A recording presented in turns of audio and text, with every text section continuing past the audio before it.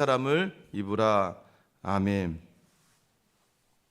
믿음의 사람이 나타나줘야 될 모습이 변화입니다. 근데 변화해야 되는데 좋지 않게 변하는 게 아니라 성숙한 모습으로 변화가 되어야 돼요.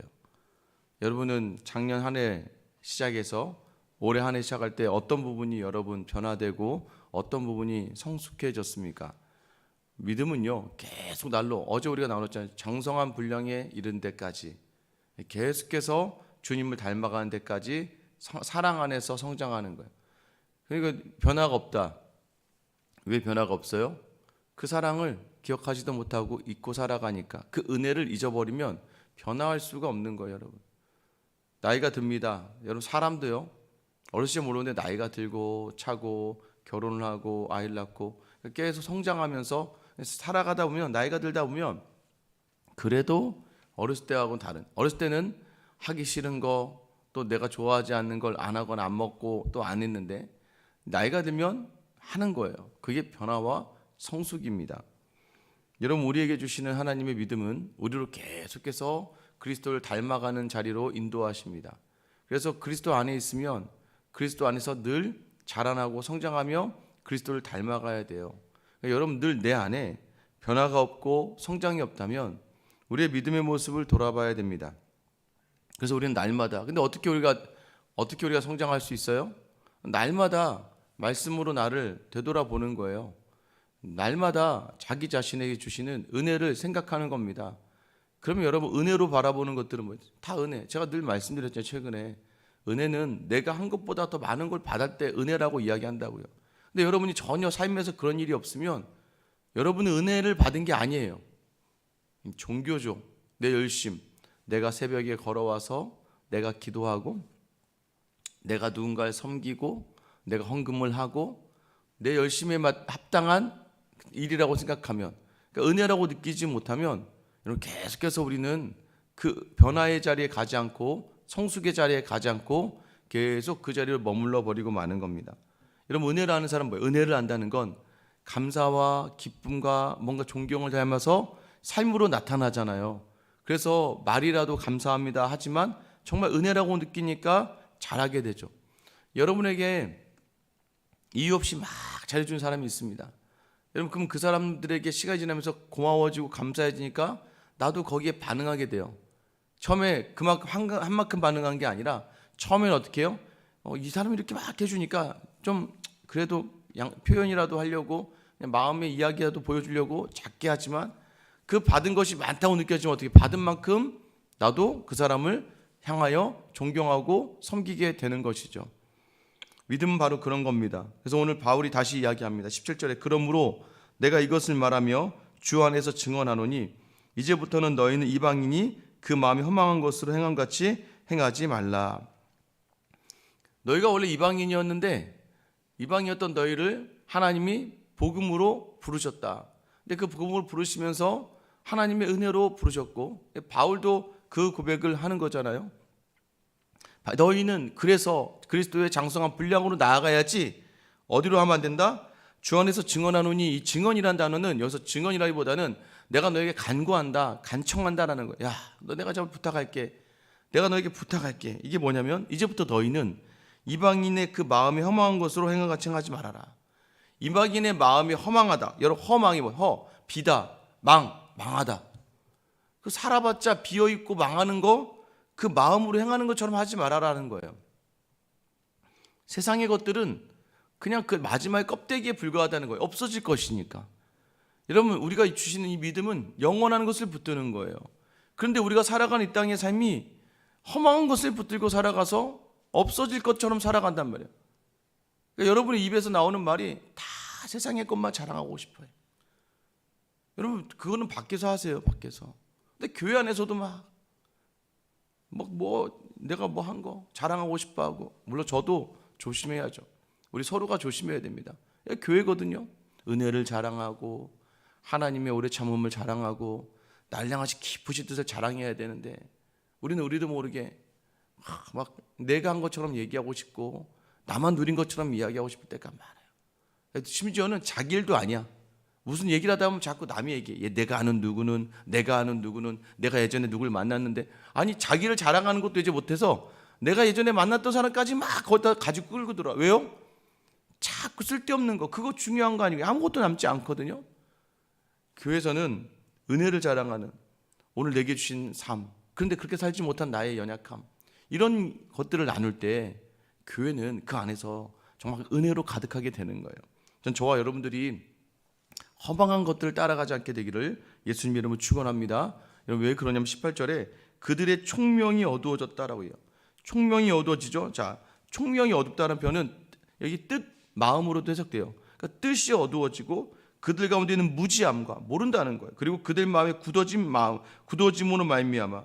그러니까 총명이 어두워졌다. 그러니까 그들의 뜻은 사라질 것들이니까, 그들이 마음 먹은 것들은 이 땅에 별로 중요한 게 아니니까, 없어질 것들이니까 결국 이방인들이 행하는 거 막 금자탑을 쌓고 엄청난 뭔가를 하고, 그거 하나님이 기뻐하지 않고 그거 하나님 나라에서는 아무짝에 쓸모 없다는 거예요. 그건 내가 너희에게 원하는 게 아니야. 그건 네가 원해서 사는 거지. 막 멋있게 하나님 제가 이 땅에 살아가면서 그래도 사람들에게 부족함을 보이지는 않고 싶잖아요. 하나님 제가 예수 믿는 사람이 잘 살고 싶잖아요. 잘 살아서 뭐하게. 목적이 세상에서 끝나버리면 잘 사는 게 이유와 목적이 될 수 없어요. 아무런 것도 아니에요. 그거는. 그게 뭐예요? 결국 네가 원하는 거잖아. 나도 이용하고 세상도 이용하고. 얼마나 우리가 간악한지. 여러분, 그래서 그 총명이 이방인들은 어두워진다는 거예요. 뭘 위해 사는지도 몰라요. 처음에는 막 그러죠. 열심히 돈 벌어서 부모님께 효도하고, 또 믿음 있는 분들한테 열심히 돈 벌어서 내 교회 잘 섬겨야지. 그러다가 돈이 목적이 되는 사람이 많아요. 돈이 목적이 돼서 결국에는 예전의 목적이 다 사라지니까 허망한 것을 또 그 없어질 것들만 쌓아다가 어두워지는 삶. 그리고 그들의 가운데는 무지함. 하나님 모르니까 그런 게 있죠. 그리고 그들 마음이 굳어졌다. 마음이 굳어진 게 뭐예요?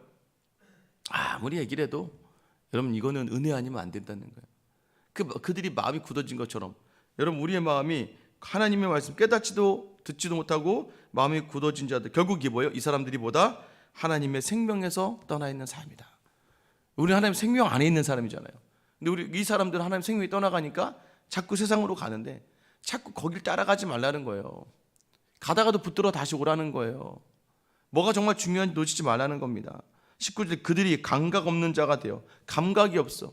감각이 없다는 게 뭐예요? 바람이 부는데 바람 부는 걸 못 느껴. 마시는데 맛을 못 느껴요. 왜요? 그들에는 생명이 없기 때문에 그래요. 여러분, 생명이 있어야 맛을 느끼고 먹을 거 아니에요. 근데 그것이 없으니까 자신의 방탕에 방임하여. 여기 여러분 이게 참 중요한데, 자신의 방탕에 방임하다. 여러분, 방임이라는 건 뭐냐면, 방임은요 모르는 걸 얘기할 때 방임이라고 하지 않아요. 애들이 나가서 막 어서 놀았어. 몰랐어.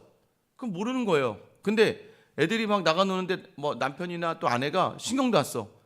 어디 갔어? 나가 놀겠지. 아니 그걸 놔도 지금 중요한 시기인데. 그걸 방임이라고 하는 거예요. 그러니까 지금 나가서 놀고 있는 걸 알아. 세상은 뭘 얘기하는? 자신이 방탕하다는 걸 알아요. 헛되다는 걸 안단 말이에요. 인생은 죽는다는 두려움 속에 살아가는 거예요. 이러다가 내가 죽겠구나라는 생각을 가지고 가는데 자기 스스로도 그걸 제어할 수가 없고 잡을 수가 없다는 거예요. 여러분, 우리 안에 믿음이 있고 성령이 계시는데, 우리는 성령이 있으니까 성령을 쫓아가서 성령이 잡아주신 대로 가면 우리는 살아가는데, 이들은 자신이 이러다가 죽겠구나, 이러다가 인생 허무하구나를 알면서도 자기 자신을 그냥 세상에 방임하는 거예요. 왜요? 모든 더러운 것을 욕심으로 행하되. 그러니까 모든 것이 다, 그러니까 이 세상에 하나님이 없는 건 다 더러운 거죠. 왜? 없어질 것들, 썩어질 것들, 욕심으로 행합니다. 자, 그러면서 20절에 뭐라고 얘기해요? 오직 너희는 그리스도를 그같이 배우지 아니하였느니라. 그리스도를 그같이 배우지 아니. 예수님이 보여준 삶이 그게 아니잖아. 예수님 낮아짐의 삶, 포기하는 삶, 섬기는 삶, 내어놓는 삶, 우리를 살리는 삶, 어떻게 할 수 있었어요? 이 당시까지만 해도 더불어 살던 사람도 있다고. 예수님을 옆에서 보고 예수님을 옆에서 만나고 이랬던 증인들이 그대로 있다는 겁니다. 그리고 그것을 받은 대로 전하고, 여러분 너희는 그렇게 배우지 않았다. 예수님을 닮아야 된다는 걸 이야기해요. 그래서 다시 21절에 진리가 예수 안에 있는 것 같이 너희가 참으로 그에게서 듣고 또한 그에게서 가르침을 받았을진데 너희는 유혹의 욕심을 따라 썩어져가는 구습을 따르는 옛사람을 벗어버리고 오직 너희의 심령이 새롭게 되어 하나님을 따라 의와 진리의 거룩함으로 지으심을 받은 새 사람을 입으라. 여기 뭐예요? 옛사람을 벗어버려라. 새 사람을 입어라. 옷을 벗다. 왜 옷을 벗어요? 죽었으니까. 옛사람은 죽었어. 새 사람을 입어라. 그리스도께서 주신 흰 옷. 요한계시록에 가면 흰 옷이라고 이야기하잖아요. 흰 옷을 입어라. 그리스도를 입어라. 이 얘기를 하는 거예요. 우리가 이 땅을 살아가면서 자꾸 이전에 있었던 것, 세상에 익숙한 것들에 있지 말고 자꾸 그 옷을 벗어버리고 새 사람을 입으라는 거예요. 그럼 이것은 무엇을 얘기하냐? 먼저는 뭐라고 얘기해? 썩어져가는 구습을 버려라. 썩어져가는 구습이 뭐예요? 너의 행실이 바뀌어져야 돼. 너의 행실을 바꿔. 여러분, 행실을 어떻게 바꿔요? 행실을 바꾼다는 게 내가 아침에 밥을 먹는데 먹지 말고 이런 걸 얘기하는 게 아니라, 여러분, 두 번째가 뭐였어요? 너희 심령이 새롭게 되어요. 이 두 개가 같이 가는 거예요. 너희 행실을 바꾸는데 어떻게 바꾸냐면 너희 심령이 새롭게 돼야 돼. 여기 뭘 담으라는 거예요? 여기 예수를 담아야 돼. 이전에는 회사에서 일을 하는 게 뭐예요? 내 구습, 내가 먹고 살고 그냥 살아가기 위해서 사는 거였어요. 근데 심령이 바뀌면 뭐예요? 이 직장의 자리마저도 예수님이 나에게 주신 소명의 자리가 되어서 오늘 이 직장의 자리에서 나는 복음을 전하는 삶을 살아가면서, 이 삶의 자리에서 나는 복음을 나누는 삶을 살아가면서, 어제 큐티 학교를 하면서 이렇게 얘기를 해요. 복음을 알고는 있었는데 나는 왜 복음을 전하지 않았는가? 내가 거저받은 복음이었는데 이 복음을 전했어야 되는데 라고 얘기하시는 거예요. 이 복음을 그러니까 그러다가 이제 이런 얘기도 나오죠.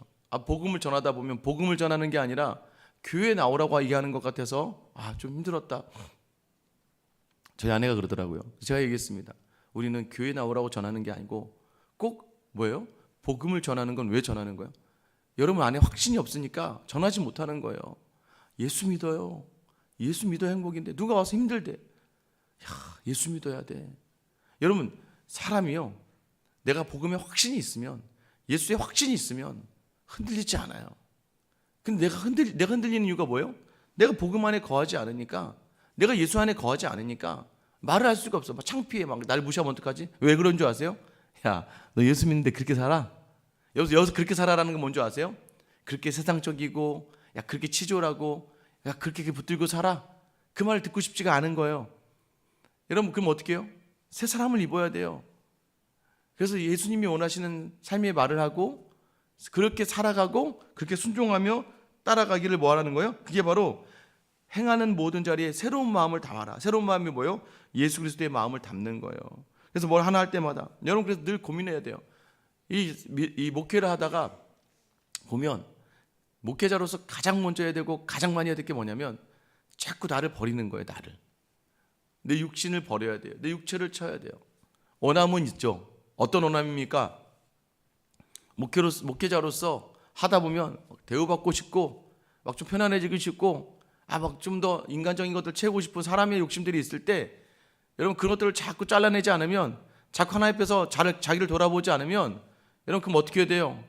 아까 얘기했죠. 알고 있지만 망하는, 알고는 있는데 망하는, 허망한, 방탕하여 허망한 길로 가게 돼요.